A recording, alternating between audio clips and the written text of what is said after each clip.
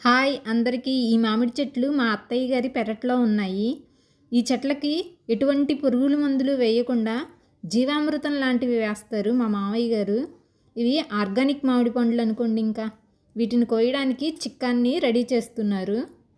గడకర్రకు చిక్కంను కట్టి ముడులు వేస్తున్నారు. అలాగే కోసిన మామిడి పండ్లు వేయడానికి ఒక గంపలో కొంచెం గడ్డి వేశారు.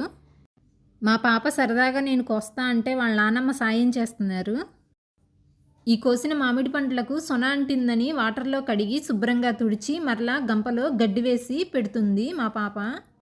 ఇంకా ఇక్కడ పెరట్లో చిన్న రసాల చెట్లు, అనేక రకాల పండ్ల చెట్లు ఉన్నాయి. నేను మరలా వాటిని మీకు చూపిస్తాను. ఈ మామిడి పండ్లను గడ్డిలో ఉంచటం వల్ల పులుపు పోయి స్వీట్గా వస్తాయట. ఇవి పండిన తర్వాత మరలా వీడియో చేస్తాను. కొండముచ్చులు కాయలు పాడు చేస్తున్నాయట, అందుకే కొన్నిటికి ఇలా క్లాత్ కట్టారు. తర్వాత మీకు తోటలో కాయలు చూపిస్తాను.